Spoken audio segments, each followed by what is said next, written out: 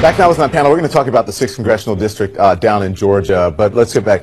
Mark, any final words on the press briefings? Because, No, look, I mean, I think the bottom line is we're all in agreement that the fact of the matter is whether you're the president or you're a congressman or you're an aide that works in the administration or you work on Capitol Hill, you work for the American people. There's no question about that. Yeah, and I can hear people saying, when I said the whole salary thing, he doesn't need, it doesn't matter. He works for the American people, whether he needs a salary or not. We're still paying it. It still comes out of our tax dollars. And as an American citizen, I think most of us would want the president and his administration to hold press briefings so we can ask questions and we know exactly what's going on. This is America. But I do think it's worth saying this, though. Yeah. The buck stops here, and the buck stops with the president. And you know, as much as we have anger directed at those who work for him, and oftentimes it is legitimate, the bottom line is it's the president's fault that we've got into this situation. Everything, as Abby said, is being directed by him. Abby, let's talk about the high-stakes election that's happening down in Georgia's 6th Congressional District, the most expensive House race ever. Things are getting really ugly. The Democrat is Jon Ossoff versus Republican Karen Handel. What are you expecting when the polls open in the morning? Well, it seems pretty clear that we're in for a really, really tight race. I mean, you know, it's a congressional election. It's an off year. It's a special election. So the chances that we will be looking at razor-thin margins, I think, given what the polls have looked like, are pretty darn high. And not to mention the fact that what I think has really been surprising and fascinating about this election is in the last 48 to 72 hours, the degree to which outside groups have been pouring money in with ads, some very dubious ads that have been hitting the air. Yeah, it's been very interesting how these ads have really took a turn to the left. Some innuendo about the attack on Republican congressmen last week, suggesting that Jon Ossoff is sort of in line with the man who that in shot some way those, that he's responsible members. for that. Let's play it, Abby, and then we'll talk about it. This is here's one of the ads. Now the unhinged left is endorsing and applauding shooting Republicans. When will it stop? It won't if Jon Ossoff wins on Tuesday. That's one of them. What do you think of that?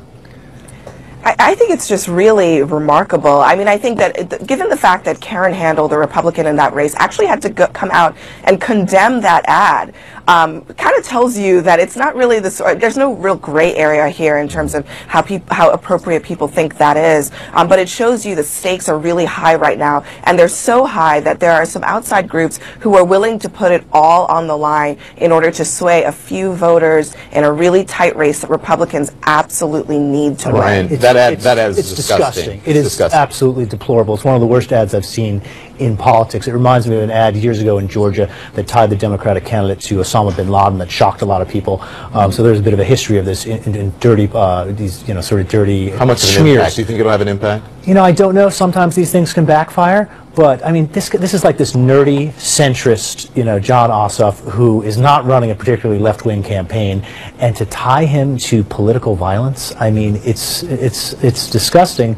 But you know what? These kind of negative ads like that, they don't use them. They use them for a reason. It's because often they work. It's politics is dirty business. So listen, there's also this radio ad about that put up by a pro-Trump group. It used the former President Barack Obama's voice out of context. Listen to this. Police brutality rampant. But when the so-called black committeemen came around election time, we'd all line up and vote the straight Democratic ticket. Sell our souls for a Christmas turkey. Let's not sell out for another Christmas turkey. The Obama spokesperson said this is a fraudulent use of his voice. He said it is shameful, by the way. And by the way, what the ad doesn't say is that the audio is actually President Obama reading a passage from his book, Dreams of My Father, and he's actually quoting someone else. He's playing a character. He's playing a character. Yeah. Right. What the hell is happening here? It's terrible. Mark? Well, I mean, look, we shouldn't be surprised that any of this is happening, and politics has always been dirty.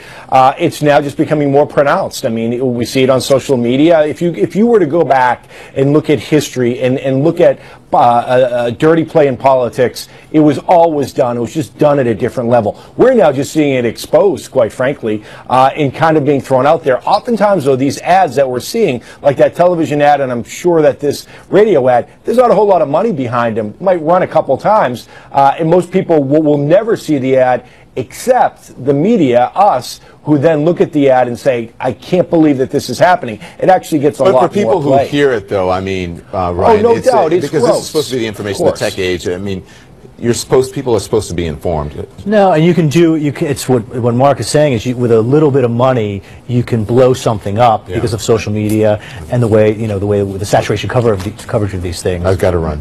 Thank you, Mark. Thank you, Abby. Thank you, Ryan. I appreciate